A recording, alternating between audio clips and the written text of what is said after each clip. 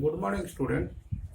In this video, I want to discuss the roadmap for the chapter Molecular Basis of Inheritance.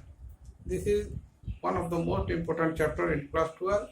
Now, I am giving you the roadmap of this chapter.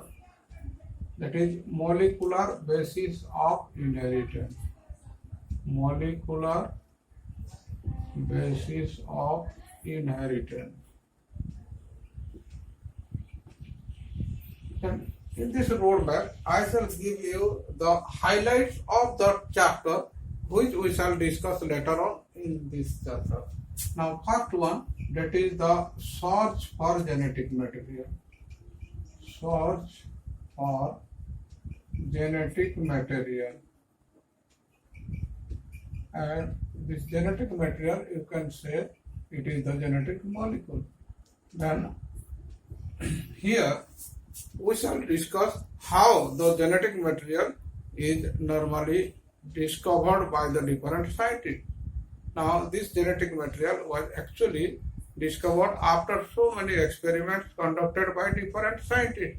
But the famous scientists, that is the Griffith and Hershey and Chase, separately they conducted transformation and transduction experiments, and from where they concluded that the DNA is the molecule which is responsible for the transmission of character from one generation to the another generation. So this is the nucleic acid or the deoxyribonucleic acid. This is responsible for the transmission of character from one generation to another generation. But here we shall study about the structure of this molecule. What is the structure of this DNA molecule?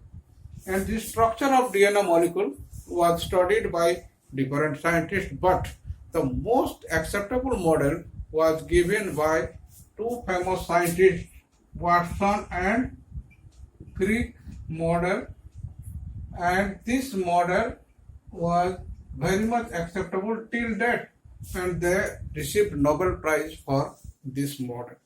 After that, after studying the structure of the DNA molecule, now what functions this DNA molecule normally performs inside our cell? The first one, that is your expression of the DNA molecule. So DNA molecule normally expressed in two important forms. The first one, that is the DNA replication.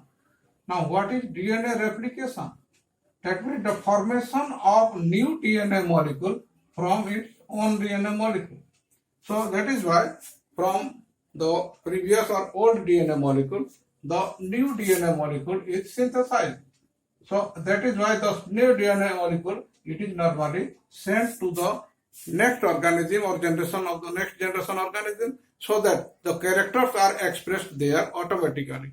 Now, another most important function of this DNA molecule, that is your gene expression.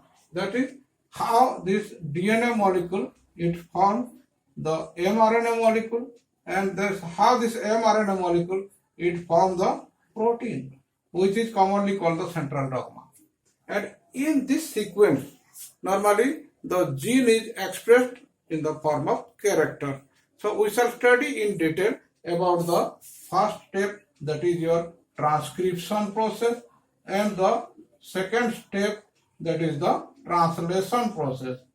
Translation process by which the characters are expressed in the form of proteins. Now, the characters, how they are DNA molecules stored there inside it, and how these DNA characters are expressed, and how the message is sent from DNA to mRNA, and how the mRNA, it transmits the message to the protein, that is the genetic code. So a specific code is there which is actually helpful for the transmission of character. But after this expression, next we shall study about the regulation of gene expression. How the expression of the gene or the formation of the character from the DNA, it is regulated. That is called regulation of gene expression or regulation of DNA expression. And this regulation is normally controlled by a set of genes. And this was for the first time given by Jacob and Monod in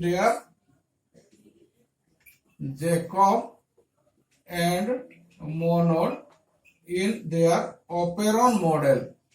That is commonly called the operon model.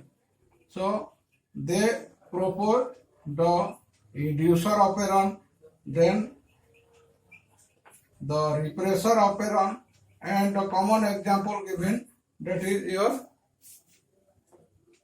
lac operon or lactose operon, then tryptophan operon. So we shall discuss about the operon model proposed by Jacob and Monod.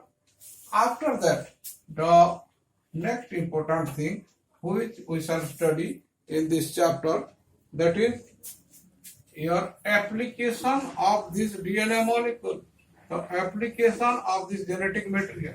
Normally, this genetic material or the DNA molecule, after its proper investigation, proper study, how this DNA molecule is helpful for different processes.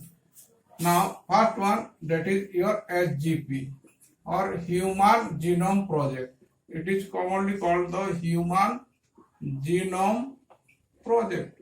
And this genome project, where it reveals what are the different genes present in the chromosomes of a body or human being, and how these different genes, they are responsible for the expression of the different characters inside the body. So that is why by knowing the structure, by knowing the position, by knowing its sequence, we can easily alter or modify the characters also.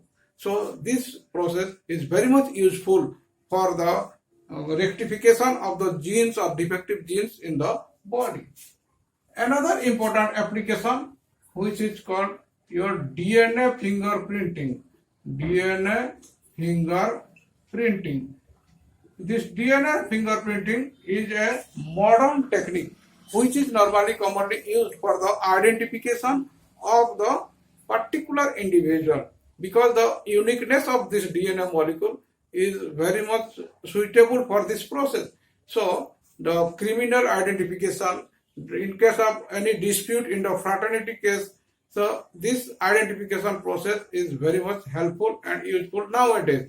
So that is why we shall discuss in detail about the DNA fingerprinting principles, its procedure and its application as well. Now, in this chapter, I discussed the roadmap for the molecular basis of inheritance. If this video is useful for you, then don't forget to like it and do subscribe for further video. Thank you.